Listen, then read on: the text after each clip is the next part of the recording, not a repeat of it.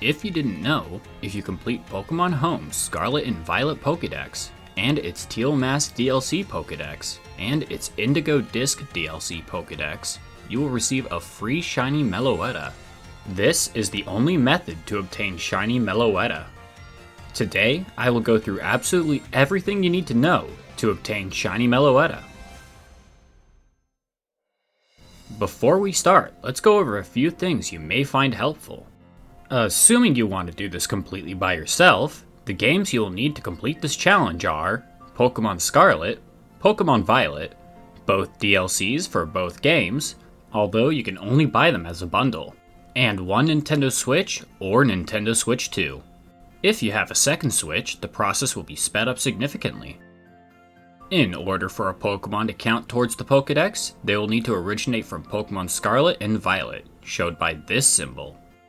Pokemon Scarlet and Violet's base game have 400 Pokemon to catch, Teal Mask has 200 needed, and Indigo Disc has 243, but the last three are not required, so 240.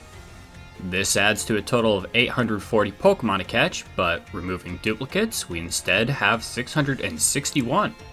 But we also need to take into account that there are 18 Pokemon that will need to be caught twice for each form and sent to home. Adding those 18 back in, we have 679 to catch.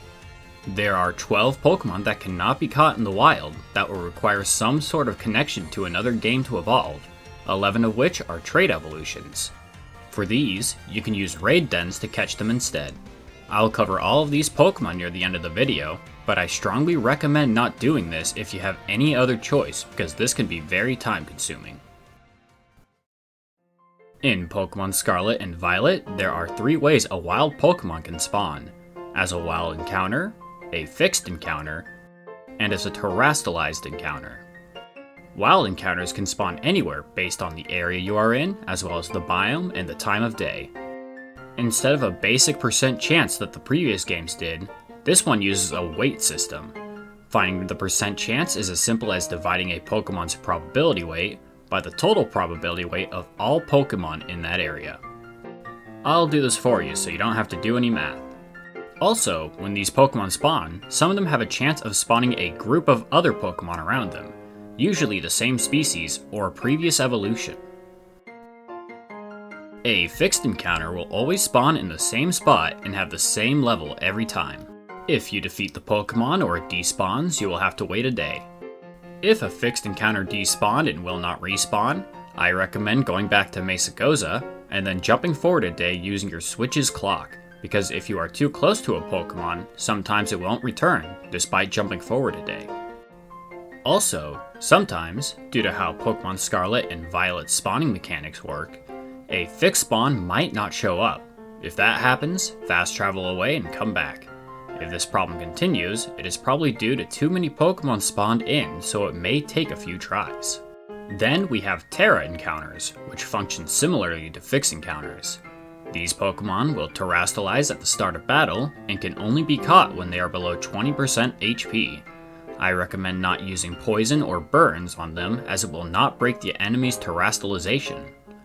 Each Terra encounter has a chance to respawn every day, so if you fail to catch one, don't worry. Sandwiches can increase the chance of finding certain types of Pokemon, depending on the sandwich eaten. Here's a quick list of level 1 sandwiches you can make using minimal ingredients. If you want to buy your ingredients in bulk, I recommend going to the old shop in Kitakami and the vending machine at the Blueberry Academy.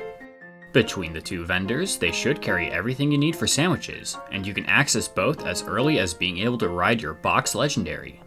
Here is also a quick list of ingredients you'll need for all sandwiches in case you want to buy in bulk ahead of time. While at Blueberry Academy, you should also pick yourself up some Quick Balls, Dusk Balls, Net Balls, and Ultra Balls. These items are usually locked until you get enough badges, but Blueberry sells them at any point in the game. And lastly, in the comments section, I will have every Pokemon, along with a timestamp to where they can be found in the video, in Pokédex order. While this video will cover every single Pokemon and give multiplications for most, I recommend just playing through the game casually first and catching every Pokemon you find, and then returning to this video to clean up the Pokédex afterwards. Oh, and all information and pictures were gathered from Cerebi and Bulbapedia. And with that out of the way, let's get started. First off, of course, is your starter Pokemon.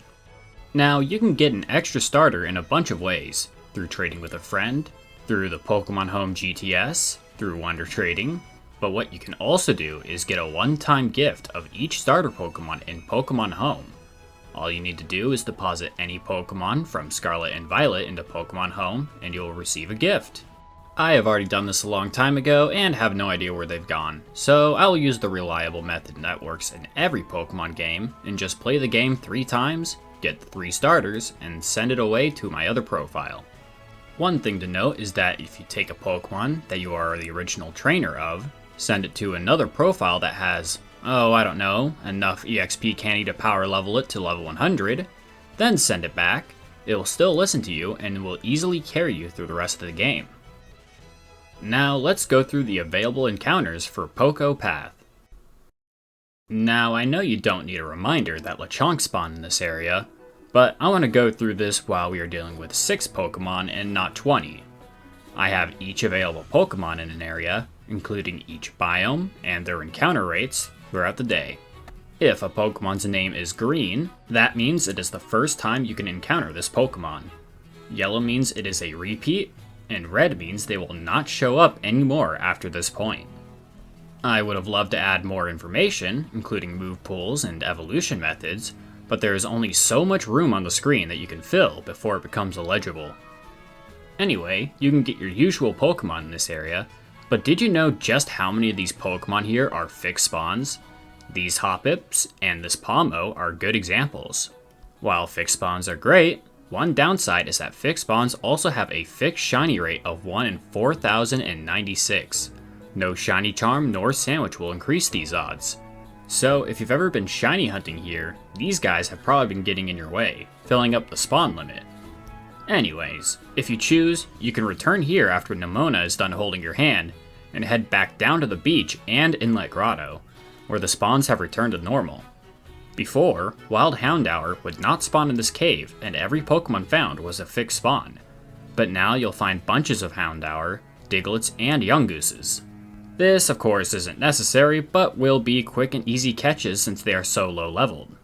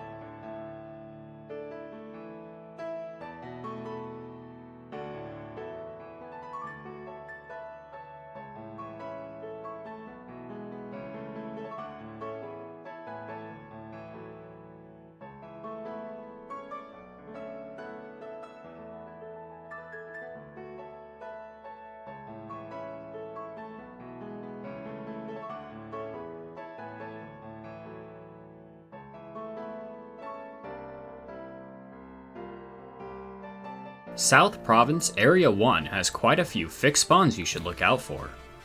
First, when you reach this bridge, turn right and follow the stream down to this beach for some Wigglets. There are no wild encounter Wigglets on this route, only fixed encounters, and the next time you encounter one will be West Province Area 1. Return to the bridge, and when you see this pond, turn right and look up the hill to find 2 Deerling, which you usually don't find until East Province Area 1. These 2 didn't spawn the first time I passed by and only showed back up later on my way back, so if they didn't show up for you, don't be too discouraged. Also behind this pond is a Ralts, which is usually a rare spawn here. Heading east over by the lakes, we will find a bunch of Flamigos, which are all fixed spawns. They don't show up till much later as wild encounters, and are also really just good Pokemon to carry you through the game. And in this back corner is a Happiny fixed spawn. In Los Platos, I recommend going around the town to the northern entrance instead to get these 3 fixed encounters. If you exit from the northern side, these Bound Sweet will most likely not spawn because they are too close to the entrance. If you take the west exit, you will find 2 Sunkern by this trainer for an easy catch as well. Other than that, you have a couple Squovent on both main paths, Strudels in the center, and a Pachirisu in the northwest main path by this tree. I don't know what it is about this spawn specifically, but it seems to have a hard time spawning in.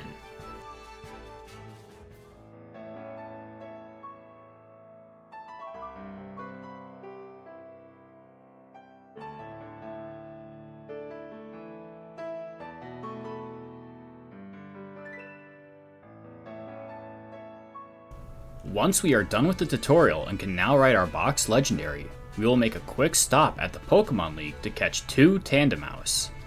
Mousehold cannot be caught in the wild, so we will need to evolve a Tandemaus at level 25.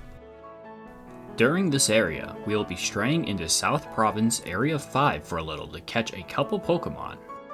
This is also both the first and last area that Cloth can spawn in, so it gets placed twice on this list. Make sure to get Cloth here if you haven't already.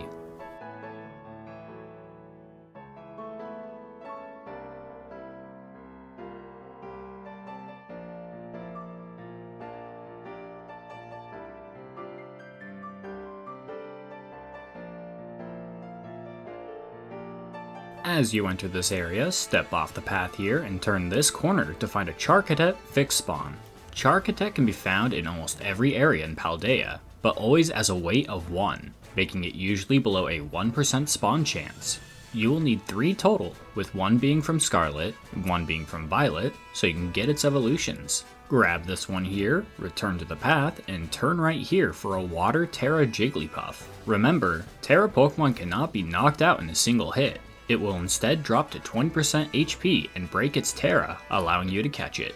If we head back to this corner, you will find a second Charcadet.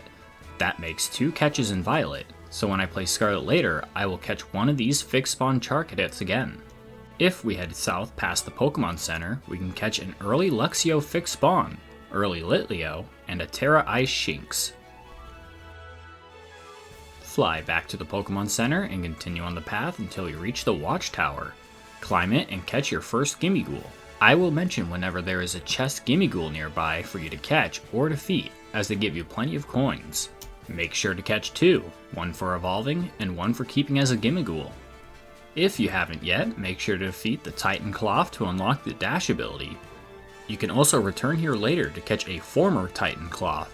Titans are guaranteed to be max size and to have every stat nearly perfect. Finally, we finish up the route with a Poison Terra Dunsparce. After reaching Aflornada, we will be backtracking west of Mesagoza to South Province Area 2. This is the first area where you can find Applin, which can only be found hiding in trees. To catch one, use your dash ability to ram into a tree, and the Pokemon will fall out.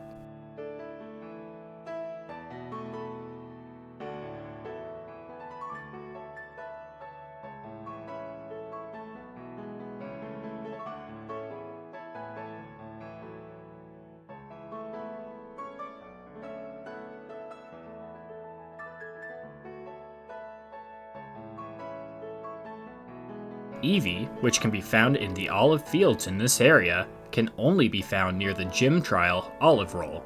Despite not showing up in the image, there are a few spawners near the trial.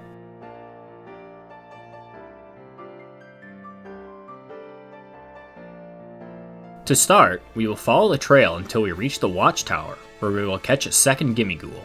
Then we are going north off the trail, circling around this plateau, and following this ramp up to reach these ruins. Also, if you are playing Pokemon Scarlet, I recommend defeating some Bronzor here to collect 10 Bronzor fragments. You will need these later to evolve Charcadet. After that, we will return to the trail. If you travel to this spot just south of the Watchtower, you can find 3 Maschiff fixed spawns if you didn't get one at the ruins. There is also a level 25 Vespiquen fixed spawn here, if you think you're strong enough to catch it, and a level 25 Staravia fixed spawn at this land bridge further south. In the grassy area nearby the land bridge, there are 2 Pikachu fixed spawns and a flying Terra Meowth. And with that done, all that is left is to take on the gym and proceed to West Province Area 1.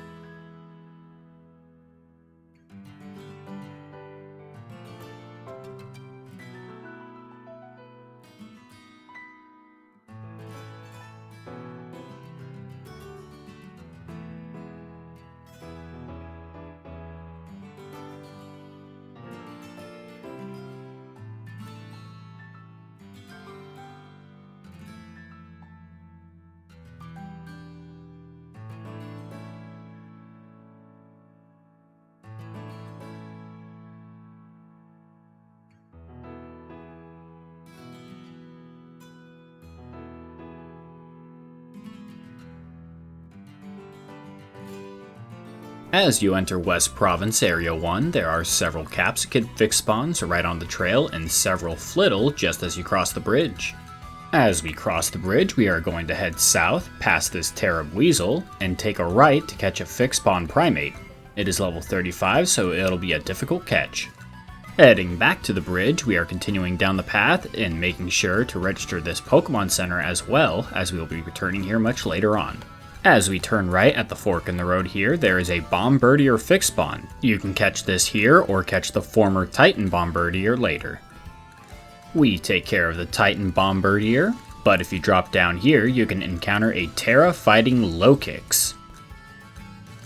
And now that you can swim, we can also head down this river here a little ways and catch a Terra Normal Torkoal. This is totally optional since we can always catch a regular one later at the East Province Area 3. When you reach the next Pokemon Center, you can take this pass up to the ruins to defeat another Gimmighoul before heading back down and taking on Team Star. Finally, we finish by reaching Cascarapha, then fast traveling to Aflornada to go through East Province Area 1.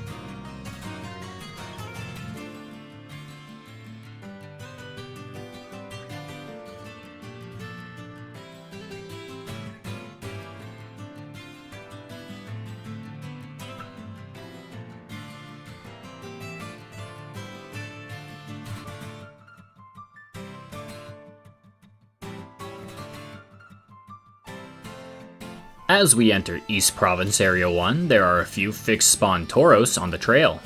Then we head east and find a Grass Terra Floette, and head to this far east area for a Toadschool fixed spawn. There is also a watchtower with a Gimmighoul at the top here. After that, we take on Team Star and head to this Pokemon Center and enter East Province Area 2.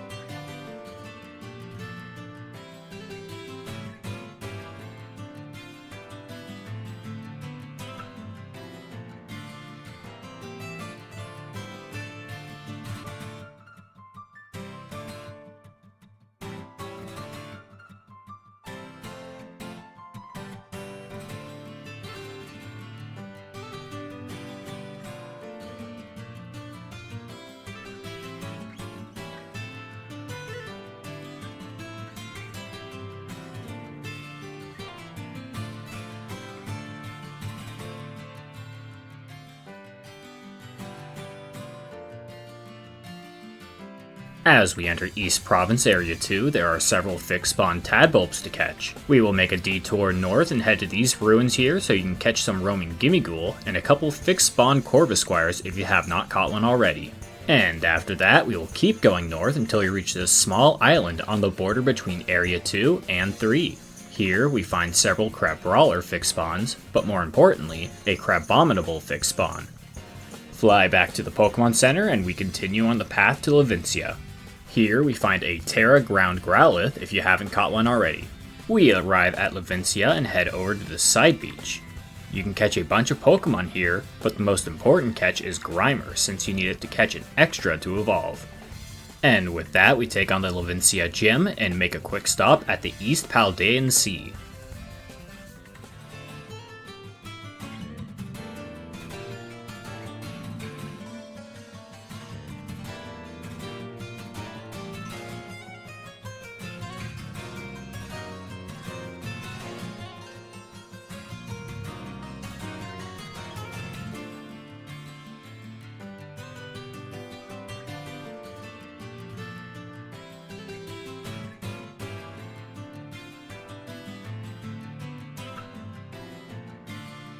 The East Paldean Sea is completely optional, but I find it is one of the best places to get one specific Pokemon.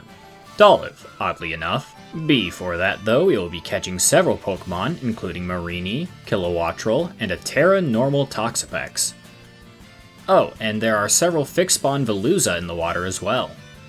Once we get to this island off the coast, we will want to make either a grass encounter sandwich or a normal encounter sandwich depending on the time of day. If it is nighttime, I recommend the grass encounter sandwich. During the night, Dolliv will be the only grass-type Pokemon in the flower biome. If it is any other time, I recommend a normal encounter sandwich instead, since the only other normal type in the flower biome will be a Chansey at a weight of 1. For reference, Dolliv has a probability weight of 10, and a level 1 encounter sandwich gives you a 50% chance of an encounter with the desired type. Some quick math later, and each time a Pokemon spawns in the flower biome, while you have an encounter power 1 normal sandwich, will give you a 5 out of 11 chance, or a roughly 45% chance for a Dolliv every time. I recommend standing about here and opening your picnic in order to despawn and respawn the nearby Pokemon. I should also mention I did this on the Switch too, which has Pokemon spawn much further away, so you may need to adjust where you have a picnic if you are playing on the Switch 1. Make sure to catch 2 Dollivs so you can evolve one later.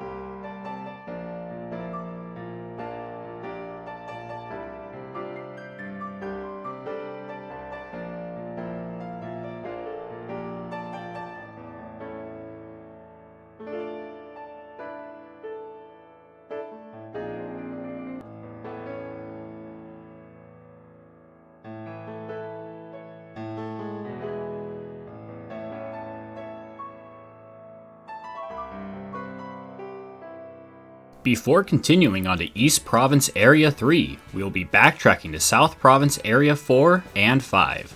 South Province Area 4 is the only area where you can catch Toxel, so make sure to catch one while you're here. First off, we're going to enter this area from South Province Area 1, just hop over this gap. But, while we're still technically in South Province Area 1, we will catch this Salazzle right on the border between 1 and 4. If you want to test your skill, you can also attempt to catch this Terra Grass Leafeon at level 50. I will come back later to catch it. We can also catch this Terra Normal Scyther up north by the land bridge where you found Staravia earlier. And to the east is a fixed spawn Houndoom to catch, as well as both a fixed spawn Persian and a Sawsbuck a little further.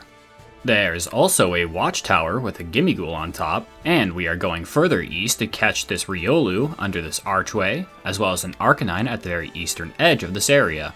Fly back to the watchtower and we can catch a Grumpig at the pass, then head further south for a Chansey in this corner if you haven't got one already. Then east, where the many lakes are, you can get yourself a fixed spawn Flaffy and a Terra Poison Sliggoo. you will be needing a second Sliggoo later to evolve, which means you can either check back here every couple days for a chance that this one respawns, or wait until Casseroya Lake for a second. In South Province Area 5, this is the first area with Slackoth. It is easier to get one at the Blueberry Academy later, but if you want to catch one now, just dash into some trees and knock them down.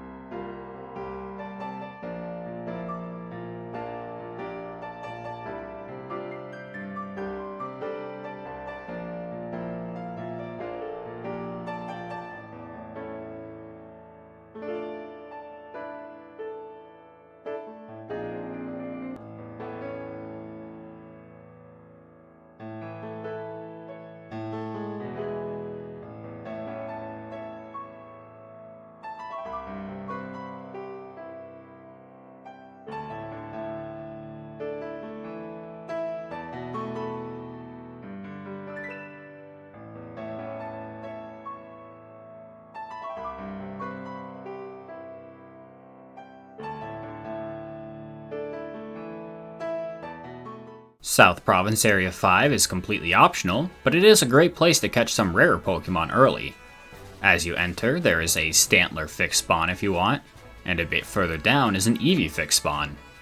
There is also a level 40 Terra Ground Houndstone if you're feeling up for a challenge, and a level 40 Terra Bug Flamigo as well.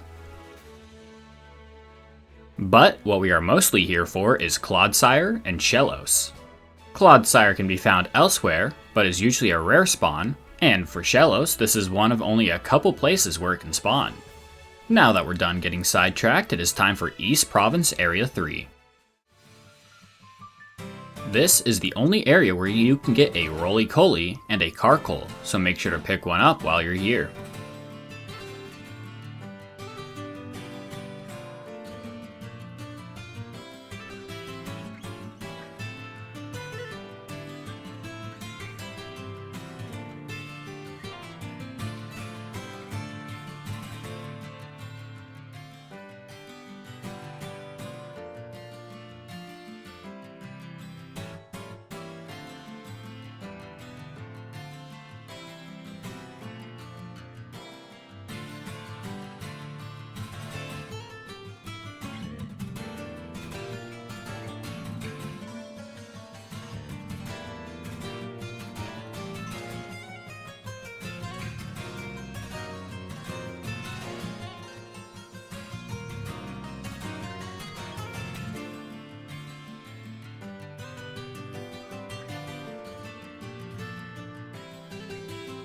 There is also a special spawn area in the cave near Zapapico with its own spawn table.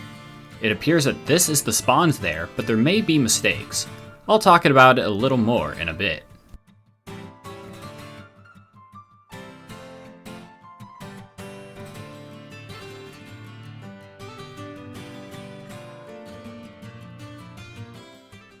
As we start up East Province Area 3, there are a couple fixed spawn Bramblin on the trail we can catch. We also follow the trail up a little further where there are several Varoom, Roly-Coly, and Carkol fixed spawns. We are also going to make a quick detour down this hill and enter this cave for a Terra Dark Pyroar, as well as a Pawniard. Pawniard is a bit of an odd spawn at this point in the game. It only shows up near rivers. You can wait until later at North Province Area 2, where Pawniard spawn as groups with Bisharp, or you can come down here to catch one early. If you stand about here, there is a little bit of land that is considered part of Lavincia, and if you don't know, entering any town instantly despawns any Pokemon. So, if you take a quick step into town and back out, all the Pokemon will despawn and respawn again. This will make getting a Poniard very easy. As a side note, it is also a very good shiny hunting location. Anyways, we return to the trail, then head north to fight Orthworm. Once Titan Orthworm is defeated, Orthworms will start spawning in Paldea. And here is the former Titan Orthworm location. There is also a watchtower right next to where we fought the Titan, where we can catch another chest Gimmighoul. And there is a Terra Steel Phalanx located at this lake here. You're gonna want to make your way up to Zappa Pico. If you are in Pokemon Violet, you may want to make a Ghost Encounter Sandwich and hunt some Sinistea for 10 Sinistea chips. If you have 10 Bronzor Fragments in Scarlet or 10 Sinistea chips in Violet, talk to this NPC in Zappa Pico for your Auspicious Armor in Scarlet and Malicious Armor in Violet. The Auspicious Armor will evolve Charcadet into Armor Rouge, and this Malicious Armor will evolve it into Ceruledge. Both will be needed to complete the Pokedex. In Tagtree Thicket, we will want to catch an Impidimp, Morgrim, Grafaiai, as this will be the only area where you can catch them. Well, a small caveat to that is Impidimp and Morgrim, which can be found later in Kitakami, but it would be best to catch them here. I'll talk about it later when we reach Kitakami.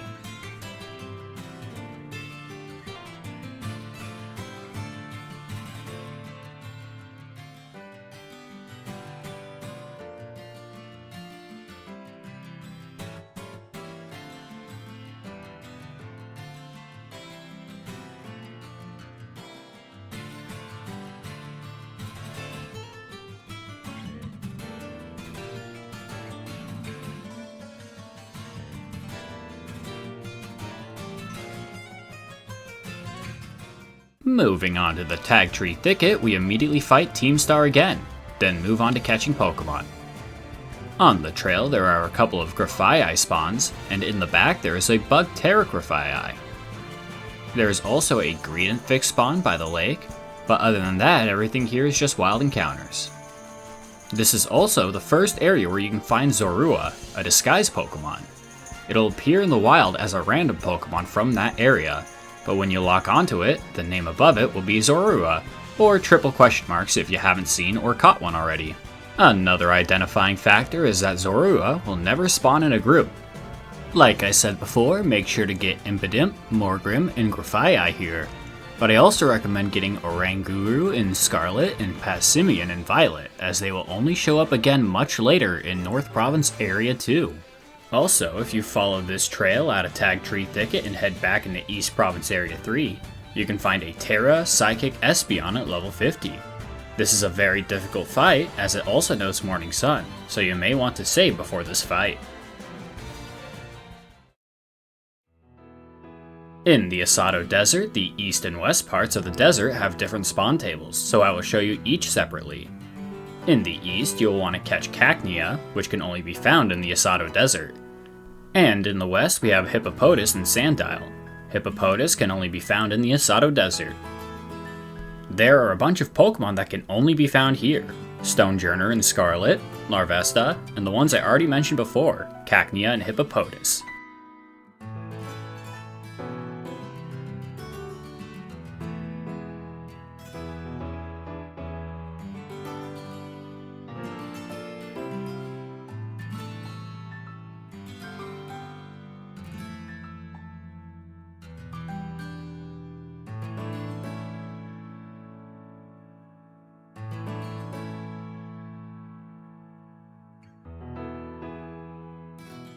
When we first enter the Asado Desert, there will be several Cacturne fixed spawns, as well as Donphan, Sandaconda, and Espathra.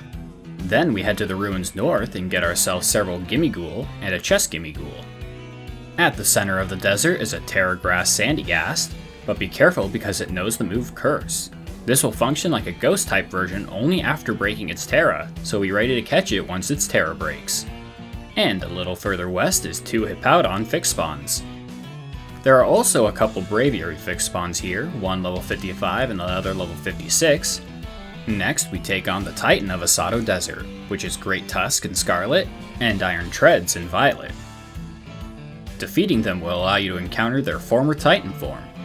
I strongly recommend catching them here as they can both be a great help during the run. Finally, we finish off the Asado Desert with a Terra Flying Cyclizar if you haven't caught one already. Then we will be leaping off the side here into the West Paldean Sea.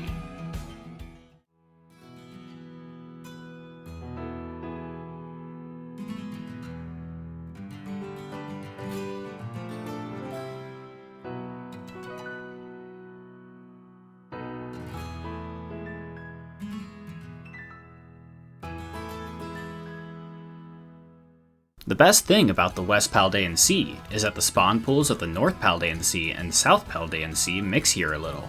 By jumping here at the Asado Desert, we will get Love Disc and Bruxish, which only spawn in the southern seas of Paldea. And as we go north, we can also get a Cloister, Alamomola, and Pelipper. To start, we can travel to this island and get a Gimme Ghoul chest and head north. Make sure to grab a second Finizen while you're here to evolve later. Then we pass Porto Marinata and head to this small island north where we find a level 60 Terrifighting Raichu. Then we finish off by heading back to Porto Marinata, then entering West Province Area 2. This area has Ditto, another disguised Pokemon. Like I said before, it'll hide as another Pokemon in this area, it cannot appear in groups, and Ditto has a timid personality, so it will always run away from you in the overworld.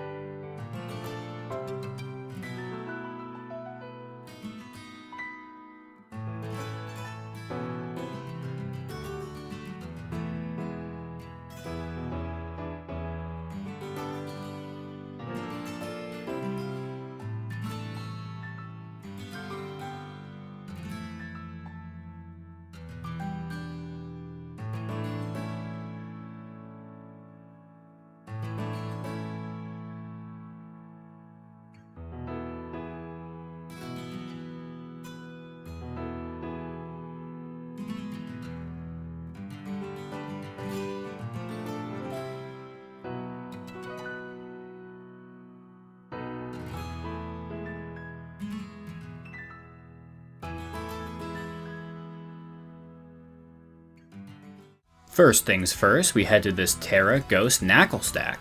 Be careful because it does have the move Curse, which while terastallized, it will function as if it is the Ghost type version and take away half of its health and potentially KOing it. Once the Terra is broken, Curse will instead lower its speed and increase its attack and defense. Inside the cave there is a fixed spawn Gabite you can catch, a Chest Gimme Ghoul if you manage to glide over to it, and a Terra Water Garchomp, which will be a very difficult fight. You can also find Garchomp later around the Great Crater of Paldea as fixed spawns, at an even lower level, so this is completely optional.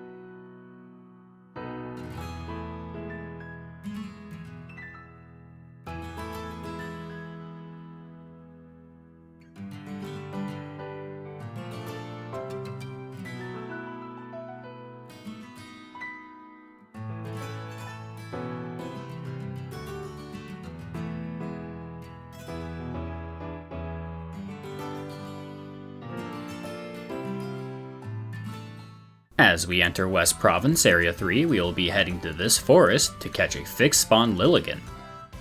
Also, Pineco appears in this area, so make sure to ram into the trees here to catch one, as this is the last possible location to catch one. Further down this path we have a Terra Feria Altaria, and these ruins here make a great place to get yourself a Hypno, Bronzong, and Tinkatuff, so make sure to stop by here. Make sure to catch yourself an extra Tinkatuff as you will want to evolve one. There is also a fixed spawn Ursaring if you want to catch one here. If we head north of Medali, by these trees, we can find a Steenie fixed spawn, and if we turn right down this path, we can find a Terra Rock Breloom.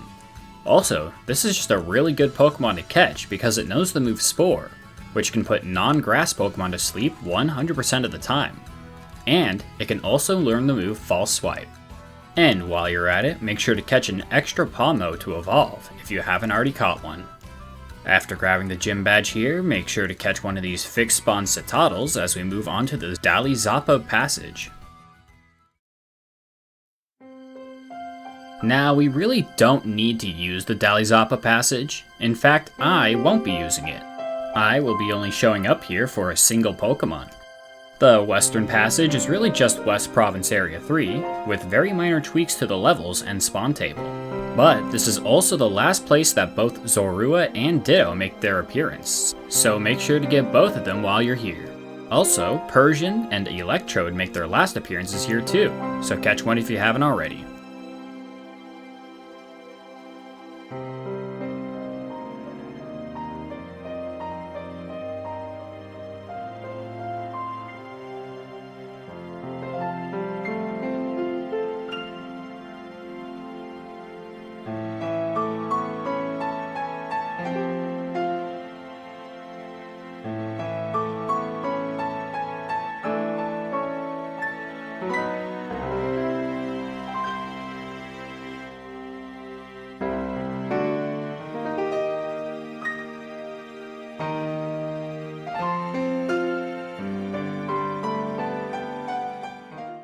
The only thing I will be doing here is taking this hidden side path in the Medali tunnel and encountering this level 75 Ice Terra Lucario. This, obviously, is a huge challenge this early in the game, but with some skill, luck, and many Dusk Balls, we can catch it here. I will fly back to Medali from here, but if you want to take the Northern Passage and get a few extra Pokemon, you can take a right when you reach this point. Otherwise, take a left and head up to the Glaseado Mountain. Glaseado Mountain is split between its southern half and its northern half.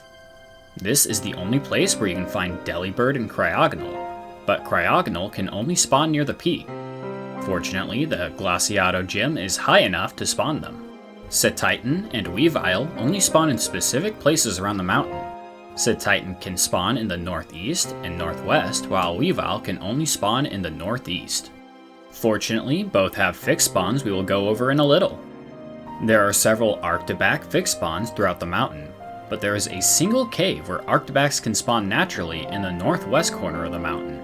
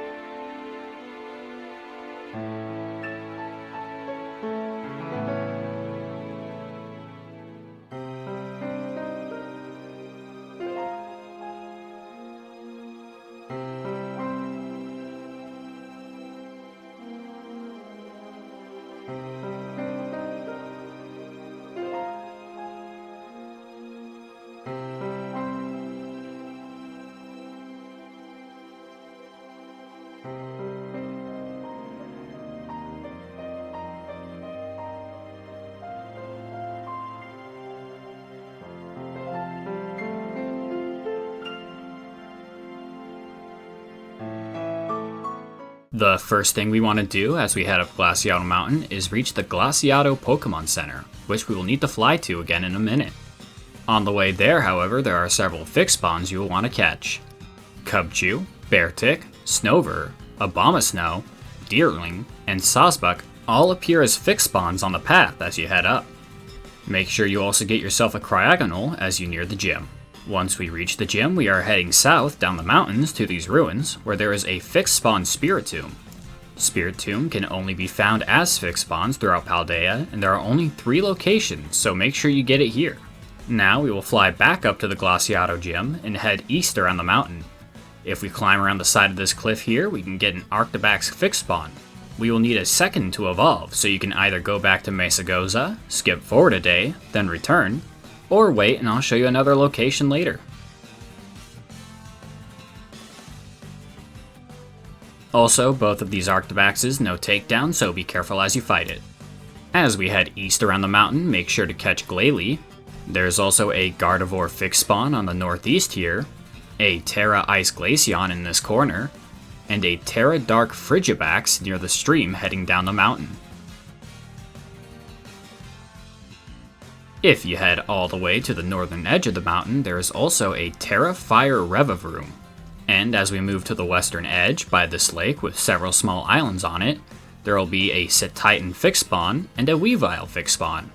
And we finish off this area by heading to the Montanevera gym, then heading to the Aflornada Cavern.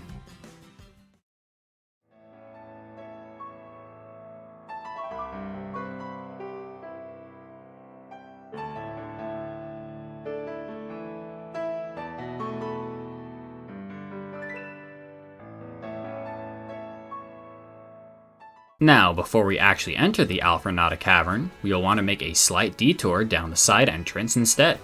Outside in the water is a Terra Electric Dragonair, and inside this small side cave is a Terra Bug Hawlucha. There are not many fixed spawns in here, but we will want to get ourselves a Dino, Larvitar, and Pupitar in Scarlet, grabbing an extra Pupitar to evolve, and in Violet we will want to catch a Bagon, as well as 2 Shelgons, one to evolve. Also, if you come back later when you have Rock Climb, you can get yourself a Terra Dark Umbreon. We make our way out of the cavern and head to Aflornada for the gym.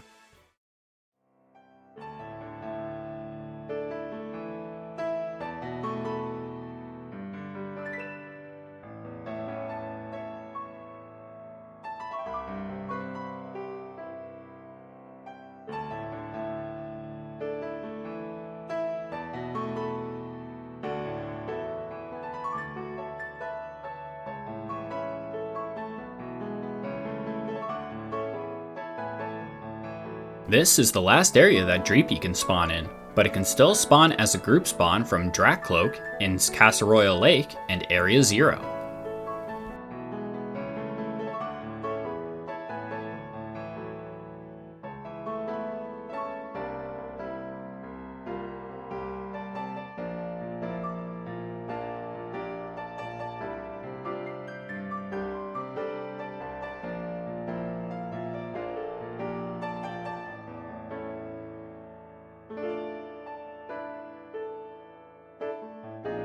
I believe that this cave biome for South Province Area 6 refers to the cave you found at the Terra Bug Hawlucha earlier, but I can't be sure. It might be that this spawn is for the edge of the Aflornada Cavern instead.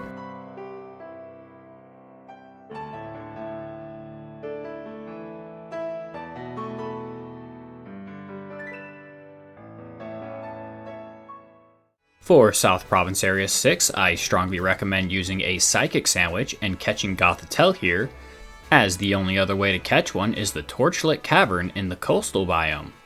North of Aflornada, there is a Mudspray and Mudsdale fixed spawn galloping through the field.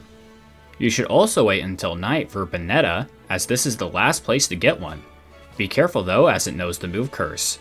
Other than that, Gatlade spawns here during the morning, day, and evening, which will be a bit easier if you used that Psychic Sandwich earlier. And there's a Chest Gimmighoul at the lake north of Aflornada. After we're done here, we fly back to Medali and head up to Casseroya Lake.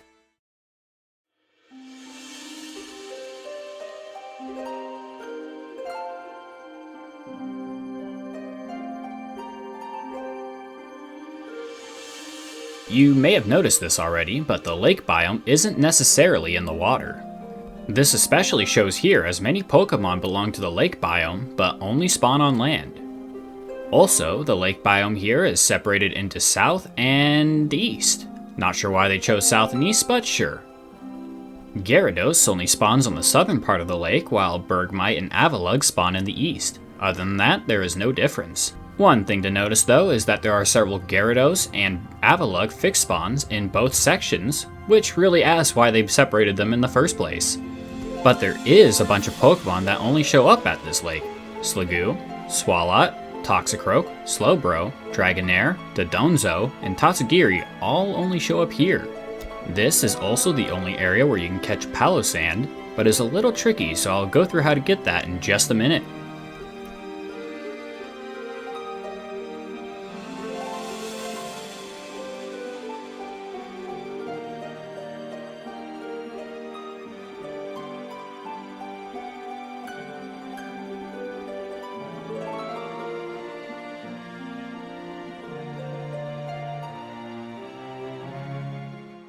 Now entering Casseroya Lake, we will want to head east to these ruins first, where we will find a chest Gimmighoul. Then head even further where this Sliggoo fixed spawn is.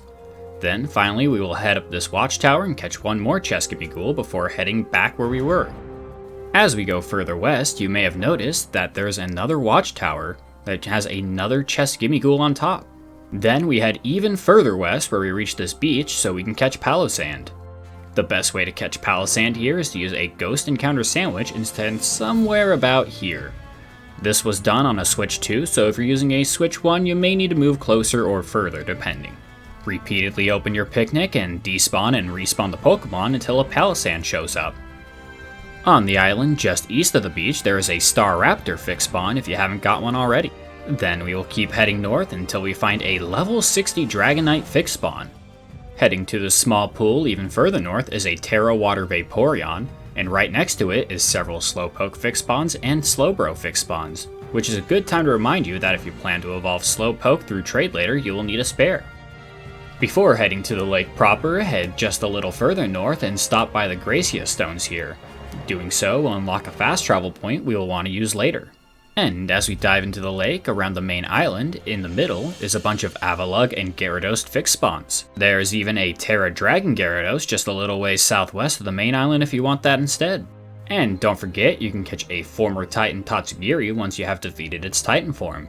It will be located on this island where you first encountered it. Before leaving, just a few things for you to double check. In Pokemon Violet, make sure you have 2 Dracloak, one to evolve later. If you don't have 2 though, don't worry because you can find plenty later in Area 0. Make sure you have 2 Sliggoos as well. You can date skip for another fixed spawn, find a wild encounter, or return to South Province Area 4 for the Terra Poison one earlier.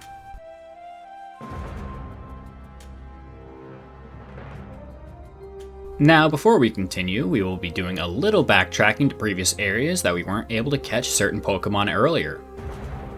In West Province Area 1, we can find a Terra Electric Jolteon west of where we fought Titan Bombirdier earlier and near this cave. In South Province Area 5, we can finally climb this plateau that we weren't able to climb earlier. Up at the top is another Braviary fixed spawn, a Luxray fixed spawn, and a Terra Fire Flareon. Now we will want to fly back to northern Glaseado Mountain and head to North Province Area 3.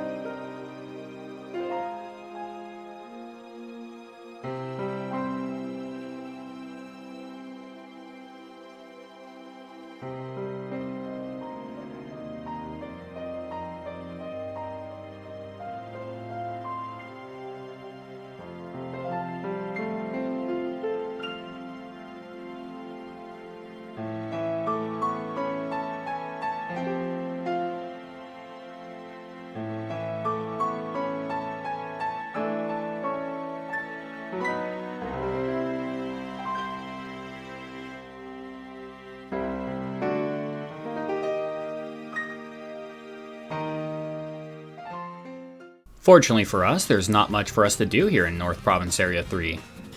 Make sure to beat the Fairy Team Star before moving on to catching the Terra Fairy Sylveon. There is also a fixed spawn Gastrodon here on the beach. Before leaving, I also recommend catching a Florges here, since it is the only place to catch one. It is a roughly 1% spawn, so use a Fairy Encounter Sandwich. After that is done, we are moving on to the North Paldean Sea.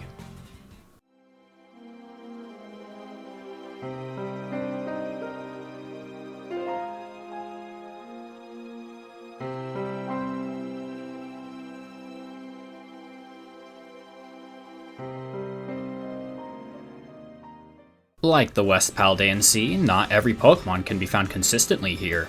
Clauncher can be found west of North Province Area 3, and Quillfish as well, but only really close to the wall for some reason. Make sure you also got your version exclusives, but before we move on to the next area, we are going to have to trek a good ways east for a while until we reach this small easternmost island.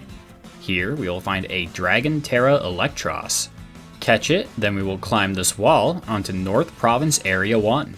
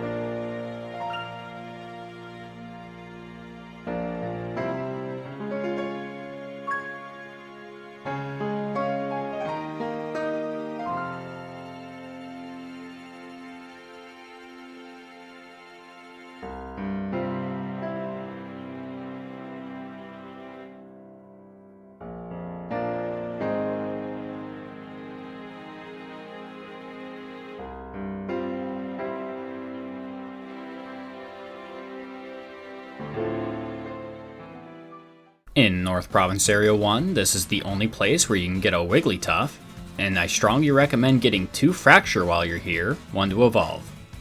You will also want to use a Fairy Encounter Sandwich for Wigglytuff and a Dragon Encounter Sandwich for Fracture. There is, however, a chest Gimmighoul at the top of the Northern Watchtower, and another one in these ruins south of the lake.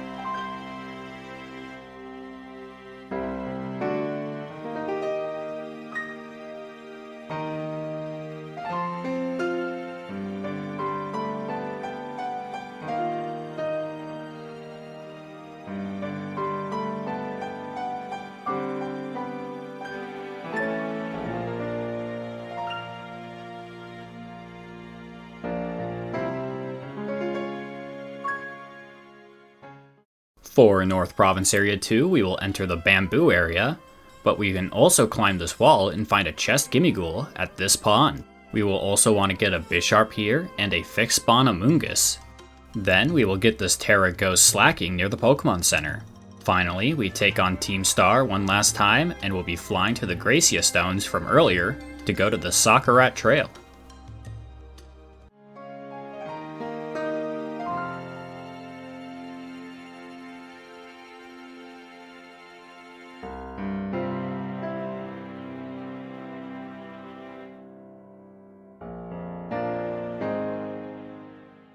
We have 3 Pokemon exclusive to the Socarrat Trail: Zoroark, Toedscruel, and Forretress.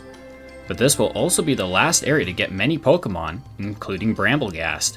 Zoroark is a disguised Pokemon, and just like Zorua, it only spawns by itself, but will not flee.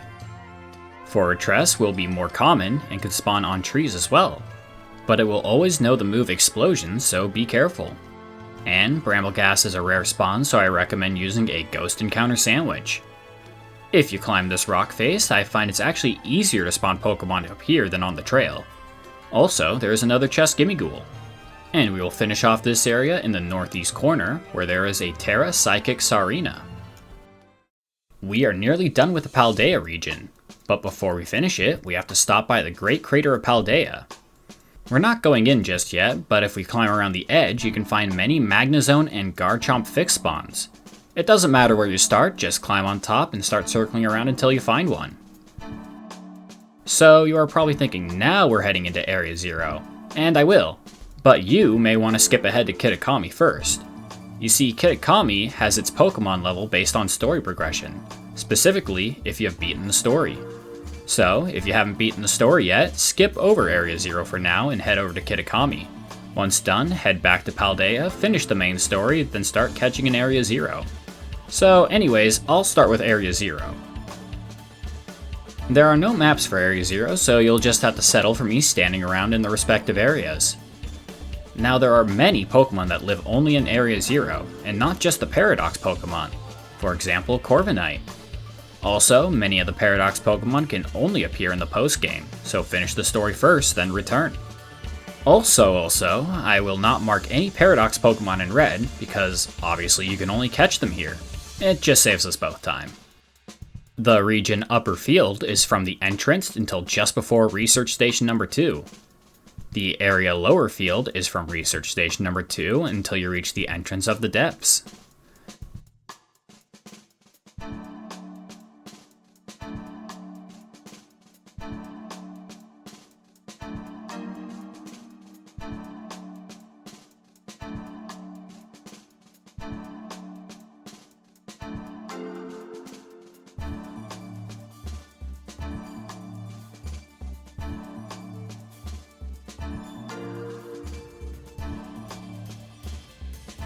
To find this small cave, turn left at Research Base number 2, travel up the path, left of the rock slide, and keep going and it will be directly left as you head up. Both prairie and cave spawns occur here.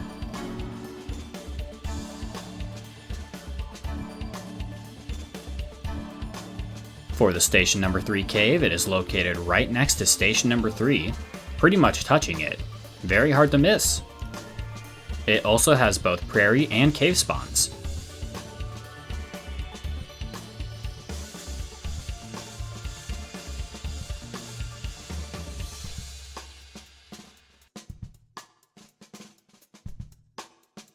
For the Waterfall Cave, turn right at the Research Station number 3, then continue until you hit a river. Head upstream, and when you see this waterfall, look up. Both prairie and cave spawns occur here.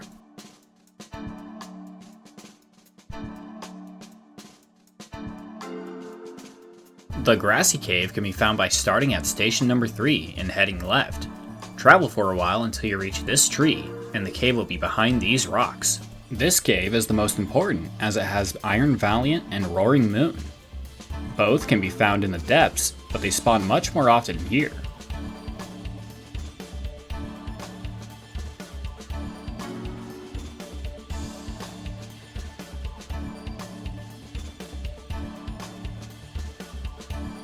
Then last is the depths.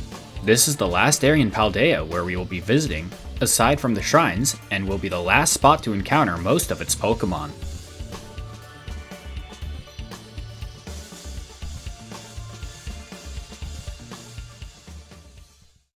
Starting in the upper fields, our targets are Farigiraf, Slitherwing and Scarlet, and Iron Moth and Violet.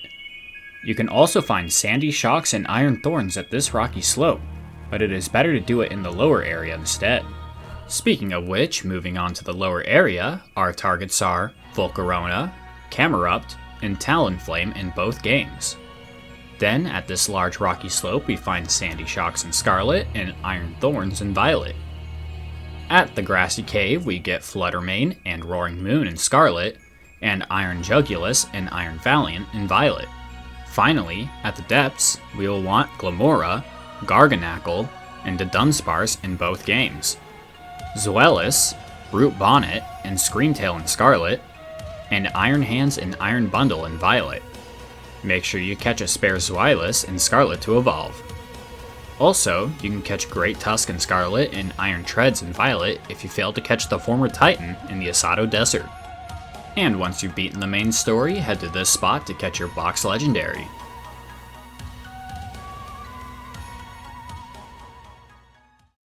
And now we move on to the stakes and shrines for the 4 Treasures of Ruin. For the Treasures of Ruin, there are 8 stakes per Pokemon and 4 in total, so 32 altogether. This has been covered extensively, so I will just let this run with each stake plus shrine location. The pictures here are from Cerebi.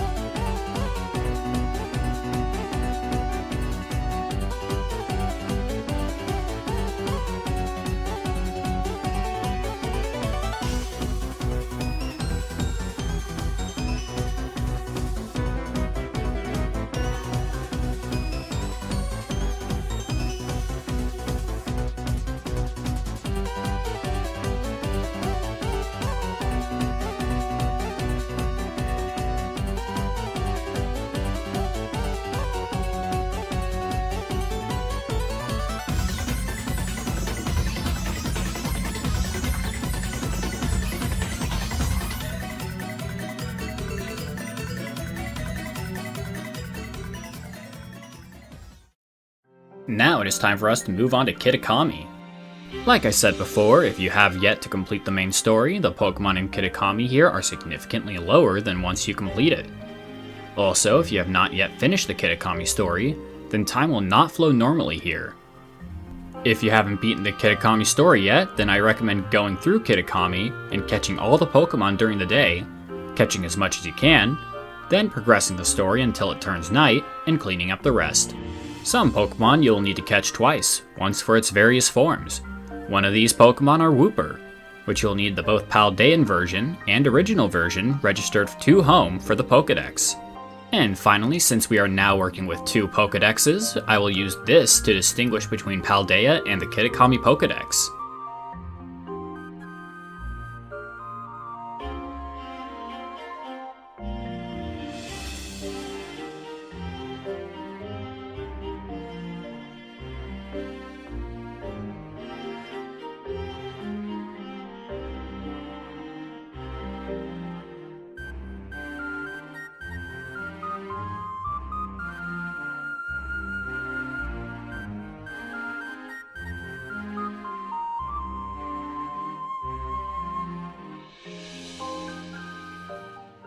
Starting off at Kitakami Road, we will start by heading to the back by this tree and catch a Mighty Hyena fixed spawn. This is also a great time to point out that for some reason, the fixed spawns don't always scale up with the main story, while some do. This doesn't affect much as you go through catching, it just feels like an oversight I wanted to point out. Other than that, just catch the Pokemon as you see them for now, since all of these Pokemon can be found later.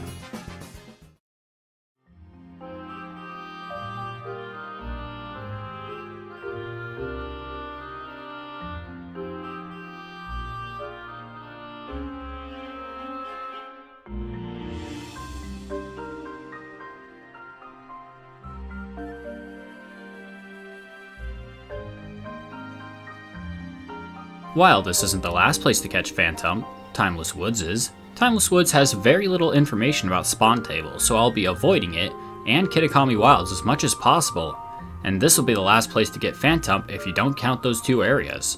To start, you can get a fixed spawn Lotad here on the path, and a little later on the same path you can find a fixed spawn Seedot. I also recommend getting 2 Apums here if you're playing in Violet, one to evolve. There's also a Terra Fairy Vulpix in the field, and a Nuzleaf further along the path. Also, you'll be needing an extra Vulpix and Nuzleaf to evolve later. While you can find plenty of Vulpix here, you can't find wild encounter Nuzleafs here, so you'll either need to wait a day and return here, or wait for a later area to catch one. To no one's surprise, Applin are a common spawn in the apple fields. But while a prairie spawn, they only spawn in the actual apple fields. There is also a cave that is technically in apple fields north of Masui town, right by the waterfall. It really doesn't matter much since the only 2 Pokemon that spawn here are Ghastly and Geodude, but it does have one of the Ogre Clan members if you want. The only thing we really want here is Applin, and we'll want a lot of them.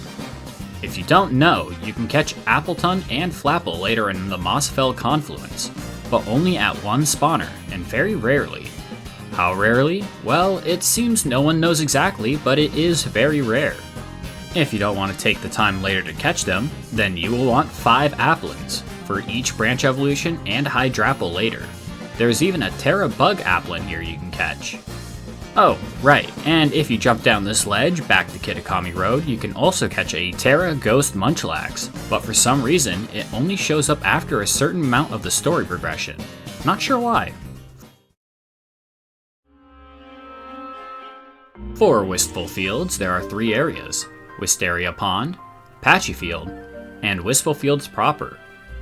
There are many Pokemon in Wistful Fields that do not show up anywhere else.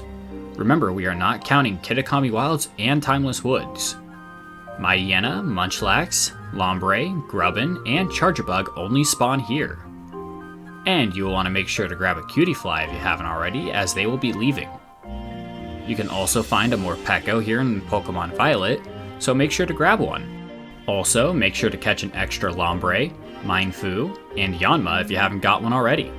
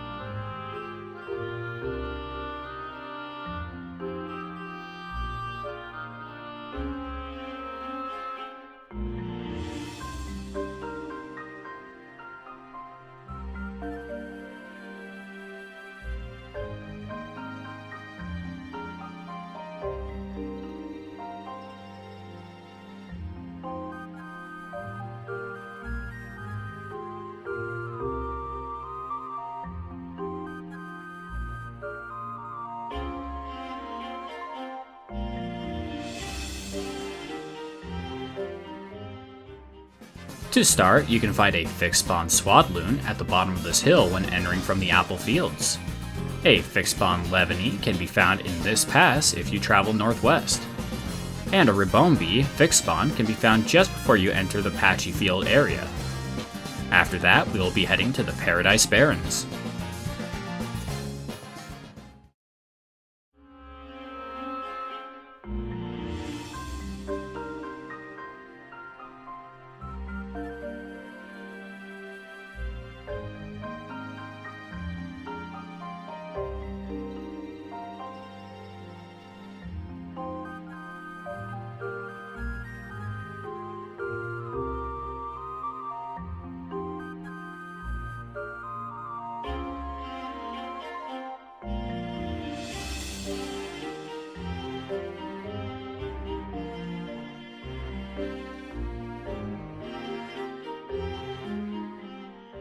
The key Pokemon you'll want to get here in Paradise Barrens are Gligar in Pokemon Scarlet, Nosepass, Sandshrew, and Sandslash, and Jangmo-o.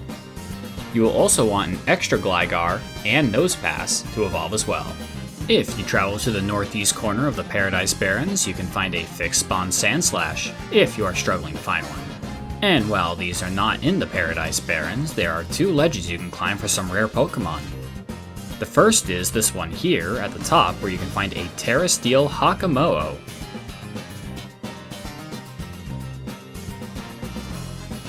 But since you will want a second one, I also suggest climbing this other ledge, which is on the border of the Kitakami Wilds and the Oni Mountain. Here you can find wild encounter Hakamo'os, though rarely. From here, we are flying over to Kitakami Hall and making our way up the Oni Mountain and Infernal Pass. The borders between Oni Mountain and Infernal Pass are vague, so I've added them together into one section. This whole area is pretty big, so there are a ton of new Pokemon here. In fact, there are a ton of Pokemon that can only be found here, so make sure you catch all you need before moving on.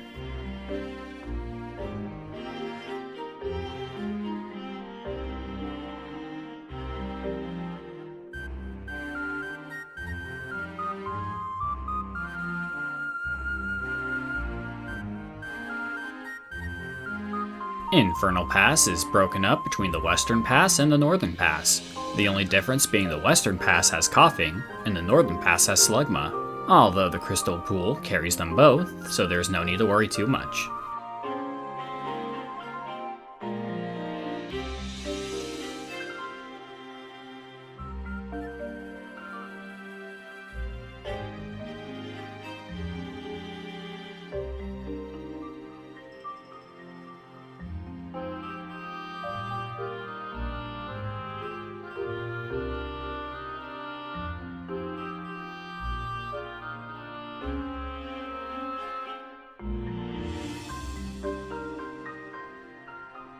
While there is no mention of this, I feel pretty certain that Graveler can only spawn in the lower elevations of Oni Mountain. I say this after half an hour of hunting for one, only to head down the mountain and find 5 of them.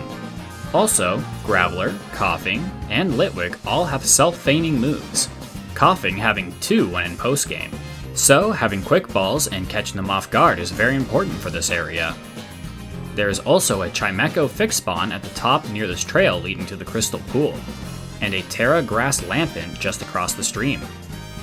You will want to catch 2 of the following Pokemon to evolve: Coughing, Slugma, Graveler if you plan on trading it, and Lampent. Lampent is a bit tricky one because the only other place it spawns is in the Timeless Woods, and there's very little information about its spawn rates. But what I do know is that it only shows up during the evening and night, and that Lampent and Litwick are the only 2 Pokemon in Timeless Woods that are a Fire type. So a Fire Encounter Sandwich can get you an extra. Also, you can just catch a Litwick here at the Crystal Pool and level it up to 41 to get an extra Lampent. Anyways, we will now head up to the Crystal Pool.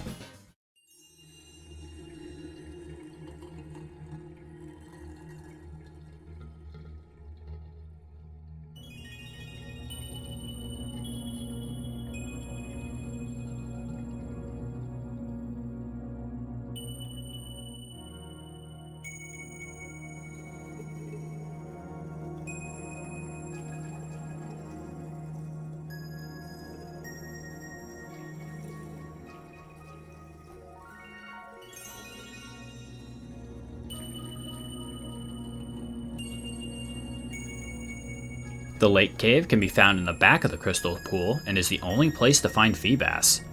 It is a fairly common spawn, at least common by this game's standards at 10%. Our targets here are Cleffa, Clefairy, Feebas, and this fixed spawn wish cache in the back if you haven't caught one already. You will also want to catch a second Clefairy to evolve, and a second Feebas if you want to trade it to evolve later. Oh, and there's this neat cave within the cave near the entrance where you can find only Carbink if you need one. Anyway, we will be flying back to Masui and heading to the Mossfell Confluence.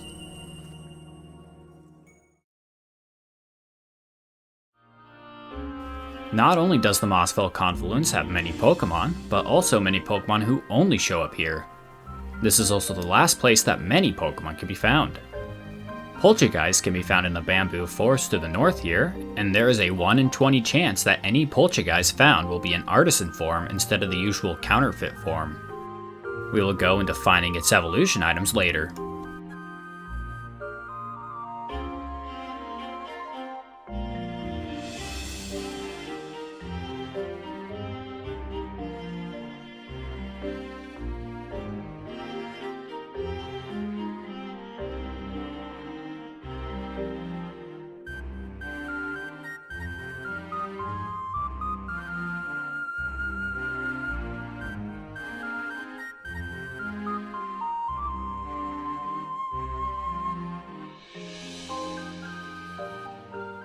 To start, keep an eye on the river and lake, and later in Fellhorn Gorge as well for 3 Poliwhirls. It is a branching evolution, so you'll need an extra one for Poliwrath, and another for Politoad.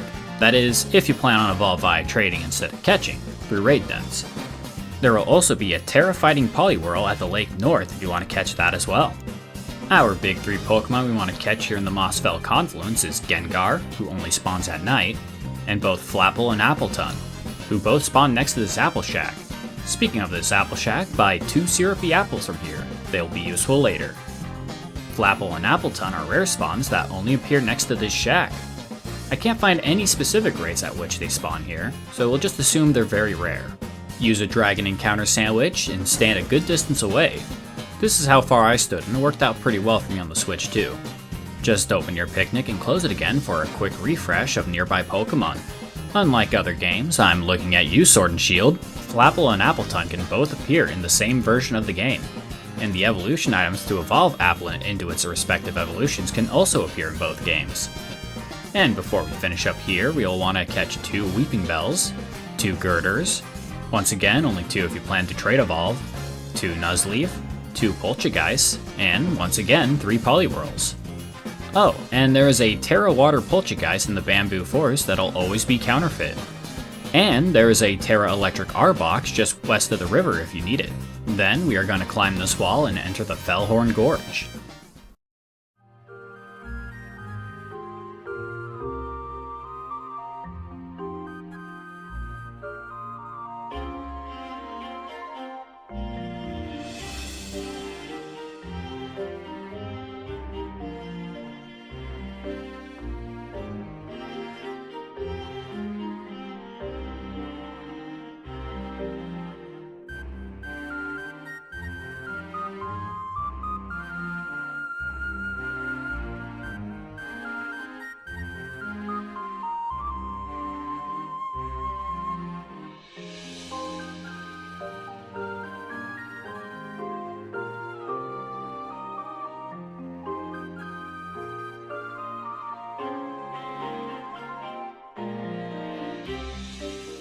There isn't much needed here in the Fellhorn Gorge.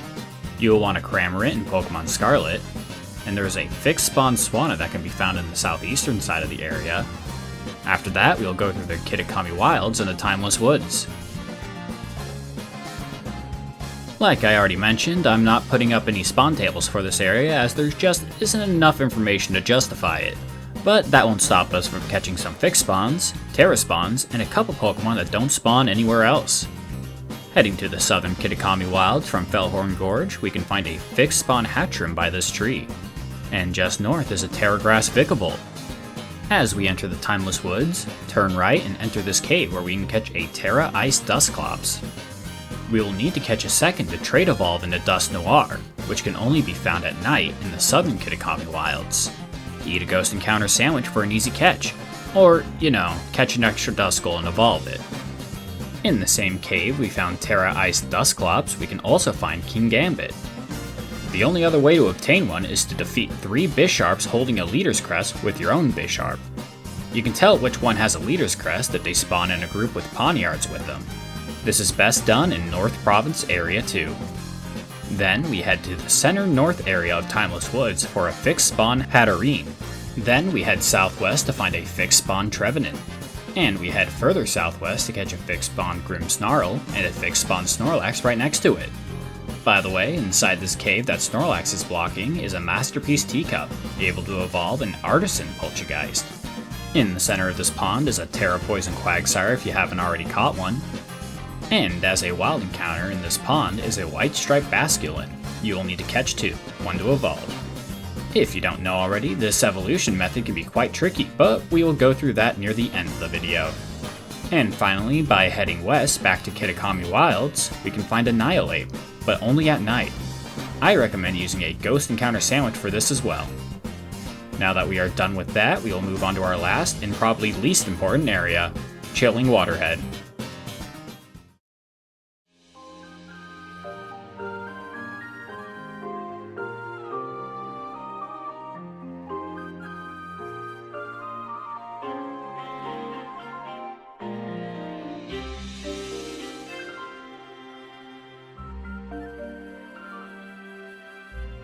The only reason we have traveled here is to catch 2 Piloswines, 1 extra to evolve. And that's it. Anyways, let's take a minute to get those special Pokemon you probably already know and caught. Ogerpon, a guaranteed catch after defeating it in the Kitakami story. Munkidori, found in the Wisteria Pond at level 70 after the Kitakami story. Okidogi, found at the Paradise Barrens after the Kitakami story at level 70. Pheasantipede, found at the end of the Chilling Waterhead after the Kitakami story at level 70. Ursaluna, a guaranteed catch at level 70 during Perrin's side story. To start, talk with Perrin in Masui Town after registering 150 Pokemon to the Kitakami Dex. Make sure after you catch it that you return to Perrin in Masui Town and finish the quest so you can start the next one at the Blueberry Academy. And that is it for Kitakami. Now we will wrap everything up in the Indigo Disc DLC. Now, as we enter the Blueberry Academy, I will be removing the red leaving and sticking to new and recurring for the lifts, because at this point, everything is leaving. This here will also be the new symbol for Pokemon from the Indigo Disc. And before I forget, as you go through Blueberry Academy, make sure that you are taking care of your Blueberry quests, or BBQs for short. If you don't know what they are, continue the Indigo Disc story until you unlock them. We will get into it later. Now first, we are going to start with the Savanna Biome, and each area has unique spawns. But this here is the default for when you're not in any of the areas, meaning you can get these Pokemon practically anywhere as long as you are in the Savanna Biome. As we go through this, you'll notice a lot of biomes that don't really match with where they're supposed to be. For example, in the Terrarium, Bamboo Forest Biome refers to some ponds in the savanna, the top of the mountain where you can find Cleaver in the Canyon Biome, and the northernmost beach where you can find Galarian Slowpoke. There will also be a Volcano Biome and a Wasteland Biome that also doesn't match its location. But I will let the spawn tables roll and see you in a minute.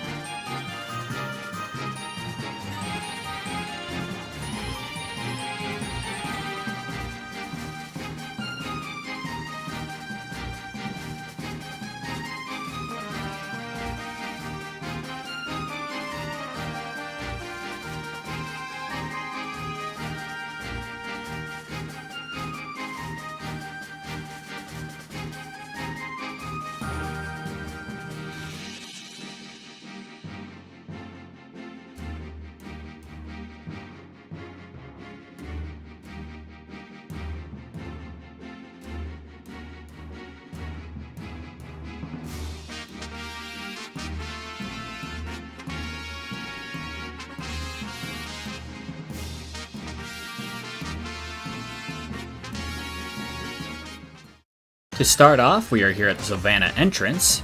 There are, of course, many Pokemon to catch, but the ones we need to make sure to catch here are Doduo and Dodrio. If we travel west of here, we can find a fixed spawn Executor, and even further is a fixed spawn Flygon. Traveling north, just past the Savanna Plaza, we will be wanting to catch Rhyhorn, Rhydon, Magby, and Magmar, making sure to catch an extra Magmar and Rhydon if you plan on evolving via trading. You can also find Mandabuzzes here, but if you don't, that's fine because there are plenty of fixed spawns throughout the Savanna biome. I'll be honest, I didn't even know you can get Scizor here in the Savanna biome until this video. I have a fixed spawn later in the Canyon biome if you want to get it there, but if you want, you can use a Steel Encounter Sandwich, and since it's the only Steel type here, it's practically guaranteed. Also, it makes a great Shiny Hunt spawn if you want one. Anyway, flying back to the entrance plaza, you'll want to head north and catch this Terra-fighting Tauros. Be careful because it knows Double Edge, but if you bring a Ghost type, it can't even hit you. Afterwards, we will head northeast, catching whatever Pokemon we find along the way.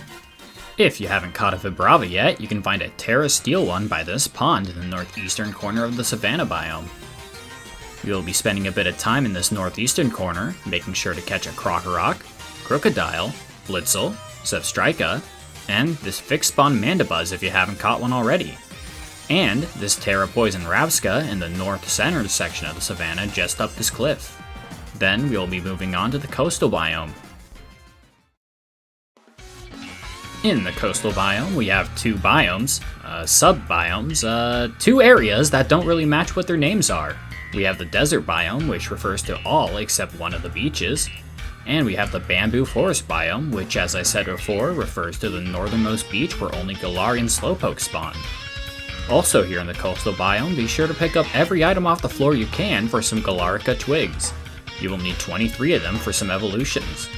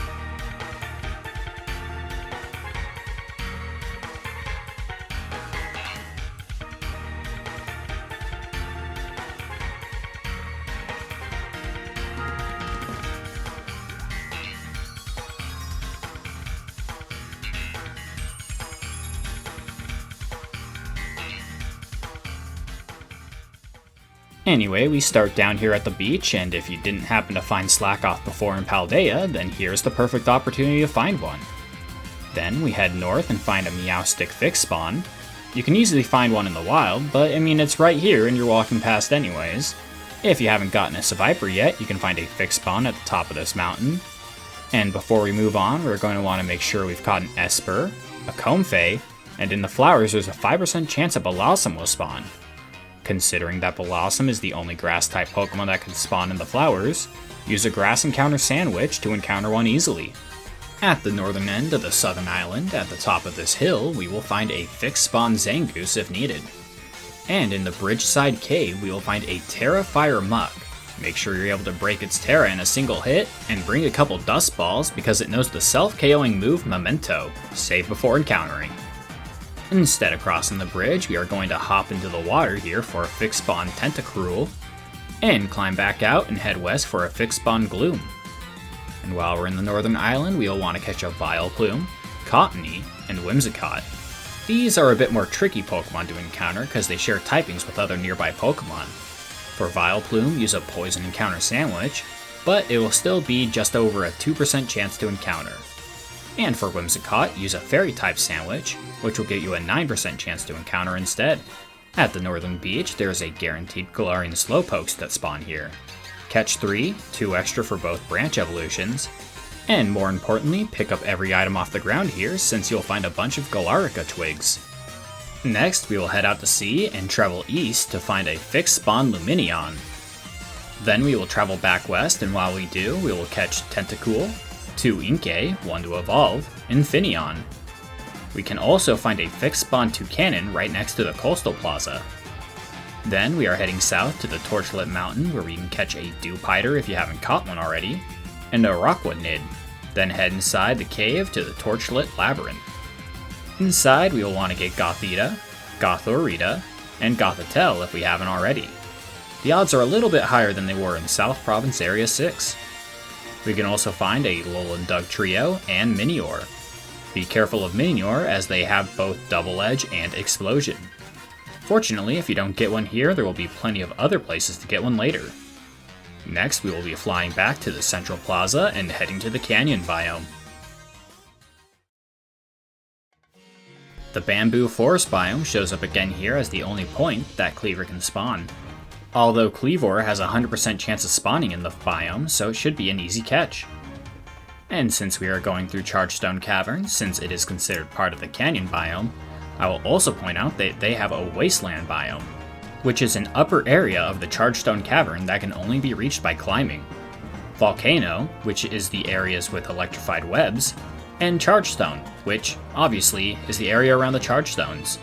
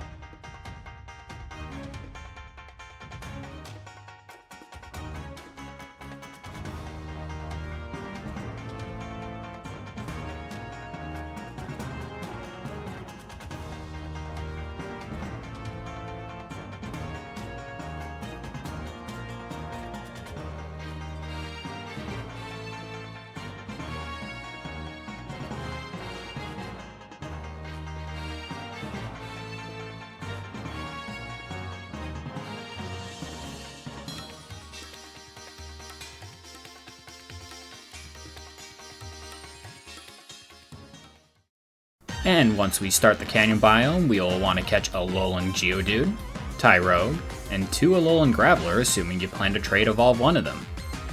Finding them is easy since they can be found pretty much anywhere in the canyon biome, but you will want to be careful because Geodude and Graveler both have Double Edge and Explosion. In fact, many Pokemon here have recoil moves. Anyway, we are going to keep heading down until we reach East Bridge Cave. We will catch a Hitmonlee.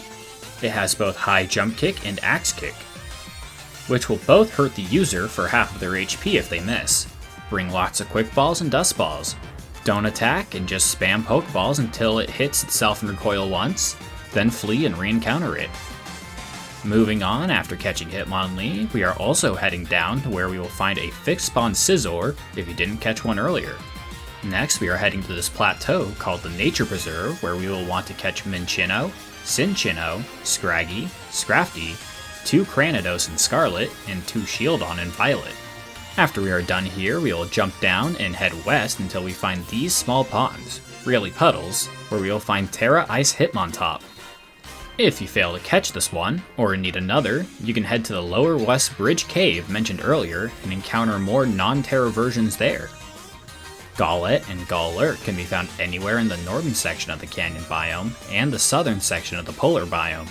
But if you need a Golurt, you can find this flying Terra in the Waterfall Cave. Then we will climb up this wall by the Waterfall Cave and catch ourselves a Kleavor. This Pokemon only spawns on top of this mountain, but a fixed spawn can also be found here, so it should be easy to find. Finally, we will be heading to the Cliffside Cave where we will be catching a Hitmonchan before heading north to the Chargestone Cavern.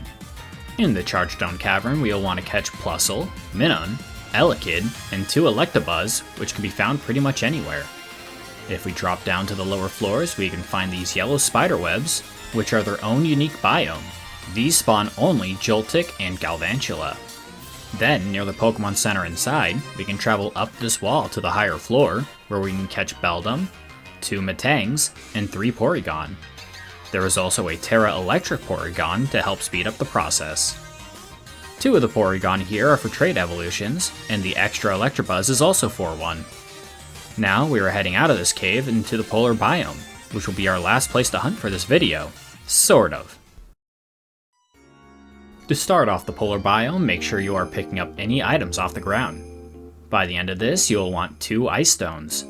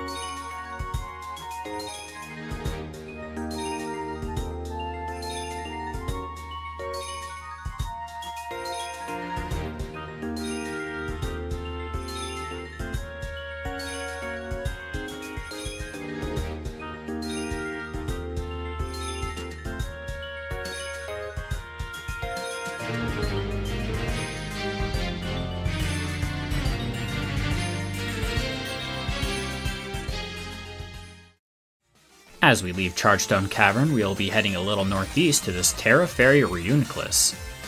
Anywhere in the water, we will also want to get 2 Hisui Quillfish and 2 Seadra. Seadra is for a trade evolution. You also want to get Solosis, Duosion, Seal, Dugong, and 2 Milcery, which all can be found anywhere, not on the mountain or in the cave. In the northeastern corner of the polar biome is a Terra Bug Lapras, which has Perish Song. Honestly, it's not actually a big deal since you can just run away from the fight on the last turn. Just make sure to pay attention of the turns as you fight so you don't accidentally kill it. We are also going southwest around the edge of the map to reach this Terra fighting Duraludon. We will need a second, so if you don't find a second one before, then head to the North Mountain Cave. One should appear relatively quickly. Lastly, on the mountain, we will be getting 2 Alolan Vulpix in Scarlet, and 2 Alolan Sandshrew in Violet. And that covers everything. Well, except biome upgrades and starters, and evolutions, and raid dens. But before getting into that, let's go through the Indigo Disc story and get ourselves Terapagos. If you haven't gone through the story before, it can be a bit of a challenge, especially if it is your first Pokemon game. Anyways, defeat Terapagos and you get a guaranteed capture on it, so throw whatever ball you think looks nice. Okay, now let's go through how to catch the starters. If you don't already know, you can unlock biome upgrades, which allow you to catch any starter from generations 1 through 8 in Terrarium. The downside is that it can be very expensive.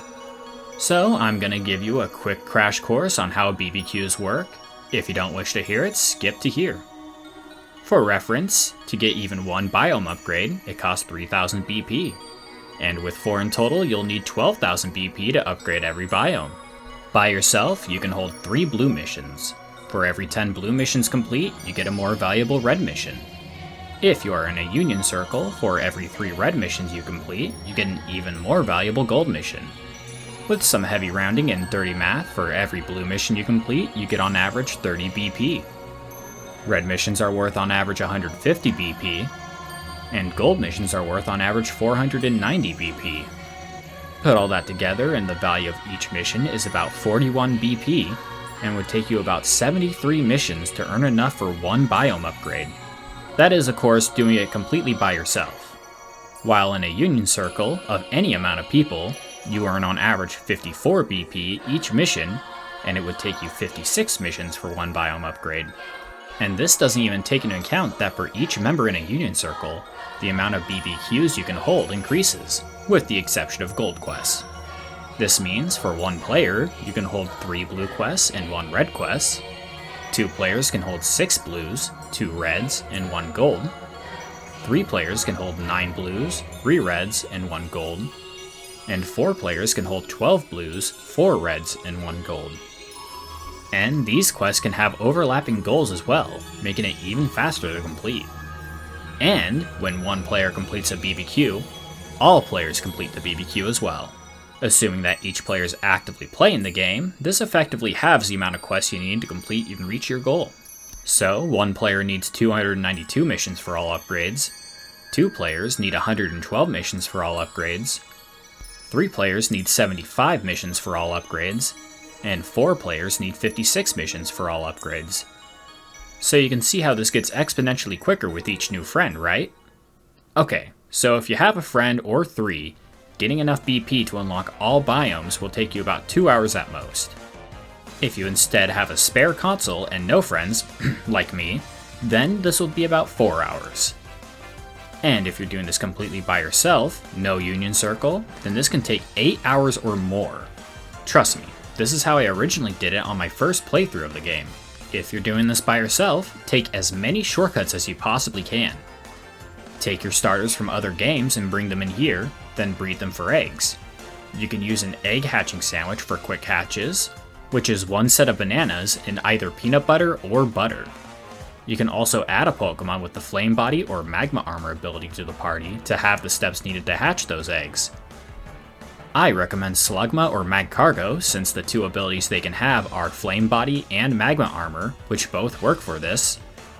Also, Larvesta and Volcarona are good since they can only have Flame Body. I'm going to show a list of some starters. If you have all of these Pokemon in either another game or Pokemon Home, you do not have to upgrade that biome and can instead bring them over to this game and breed them.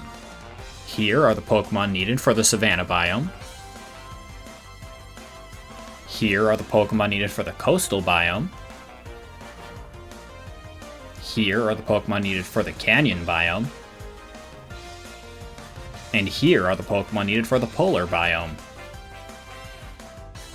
If you have all of the Pokemon on that list, you do not need to upgrade their respective biomes. Now I'll go through where to get each of these Pokemon and their spawn rates. In the Savanna Biome, Charmander can be found at the entrance plaza at about 4%. Sobble can be found at almost any pond, but we will hunt it at the pond by the entrance plaza at about 8%. Rowlet can be found just about anywhere in the Savanna biome, but we will be hunting it south of the Savanna Plaza at about 2%.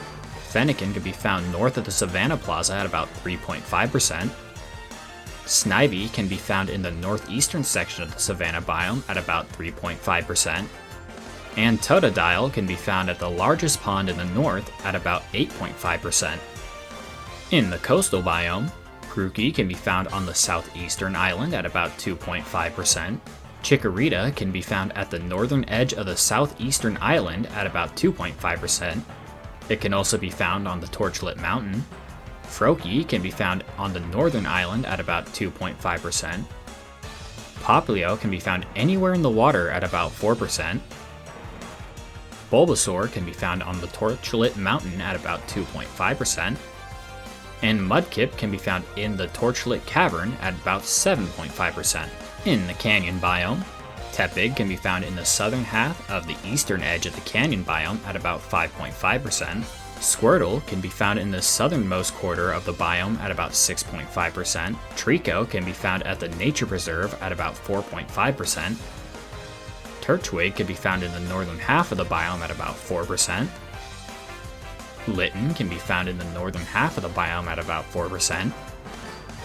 And Chespin can be found in the Chargestone Cavern at about 4.5%. And finally, in the polar biome, Piplup can be found in the northern half of the biome at about 2%. Oshawott can be found in the northern half of the biome at about 1.5%. Cyndaquil can be found in the Iceberg Cave at 17%. Chimchar can be found in the southern mountains at about 2%. Scorbunny can be found in the southern mountains at about 2%. And Torchic can be found in the North Mountain Cave at about 15%. You will need to catch 3 of each starter if you want a living dex. Now that our Pokedex is nearly filled out, we will need to talk to Perrin at the entrance of the Savanna biome. She only shows up here if you have already completed her quest line in Kitakami, so if Perrin is not here, then she is still back in Kitakami. In order to start her quest line, you will need to have registered 200 Pokemon in the Blueberry Pokedex. Afterwards, Perrin will show you 2 pictures, which are hints to where you catch your last 2, or rather, 4 remaining Pokemon, all of which will be located in Area 0. In Scarlet, we have Gouging Fire and Raging Bolt, and in Violet, we have Iron Crown and Iron Boulder. Gouging Fire will be located at this satellite dish, furthest away from the entrance of Area 0. And Raging Bolt can be located at the base of this waterfall. I swear, every time I try to catch one, I always forget which waterfall it's at, so I have to check every single one. Iron Crown is located just under the entrance of Area 0. Just leap off this ledge and make a 180 while gliding to find it. Iron Boulder is found under Research Base number 2 by this large slanted landmass. Now the biggest problem here is not actually registering all of these Pokemon, it is registering them all in both Scarlet and Violet. If you have both games on the same Nintendo Switch, you can just use Pokemon Home. Deposit all of the Pokemon and withdraw them into the new game. If the games are on 2 separate Nintendo Switches, then there's a problem. You will either need to re-catch a bunch of Pokemon, or trade them one at a time until you fill up your second Switch's Pokedex enough to have 150 Pokemon in the Kitakami Dex, and 200 in the Blueberry Dex. I was unfortunate enough to have to trade them all one at a time to get all the Pokemon in my Scarlet game, and I have to say it is very time consuming. Finally, we are moving on to evolutions. There is a whopping total of 116 evolutions needed to complete the Pokedex. Here's a not-so-quick list of every Pokemon that you'll need to evolve in order to complete the Pokedex, so get them ready.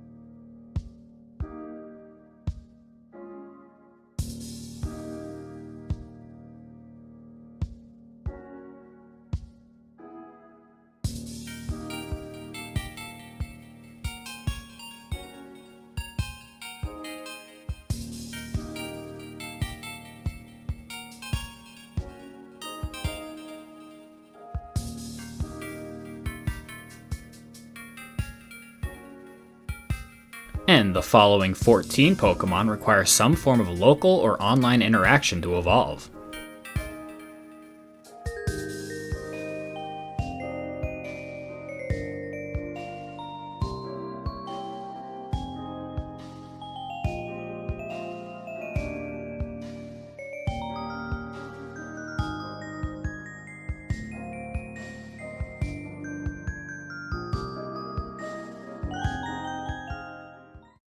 If you have no friends and don't trust people online enough to trade with them, then I have a way for you to get every single trait evolution, plus Palafin, without ever having to interact with another person, and that is raid dens.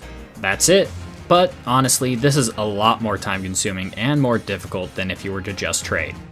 All 13 Pokemon that require trades, and Palafin, making 14, can be found in raid dens, but they will not be easy. To start, I would use your Terrapagos, get it to level 100, feed it a bunch of calcium HP up, and make sure it knows Terra Starstorm and max out its PP. Then give it Metronome, which can be bought at the Delibird presence in Levincia. That should get you through most of the raid dens. If one starts giving you trouble, you will likely have to build an entirely new Pokemon, probably a physical attacker, to counter that specific Terra type. You will also need to unlock 6-star raids, which can be done by refighting all the gyms after the main story, then participating in the tournament in Mesagoza, then beating 10 4-star or 5-star raids. Overall, you have 2 Pokemon that can be found in Paldea raids, 5 in Kitakami, and 7 at the Blueberry Academy. Now, after who knows how many hours, you can finally get your hands on a shiny Meloetta. Deposit all of these Pokemon into your Pokemon home, then open the mobile app. Go to the Pokédex and you will receive your gift. Go to the mystery gift page and go to the gift box and you will find your shiny Meloetta there. But I have only one question. Was it worth it? Anyways, thank you so much for watching. Please leave a like and subscribe, it really helps a lot. And if I made any mistakes, please let me know in the comments below. Once again, thank you so much for watching, and I really hope this came out before Legends EA.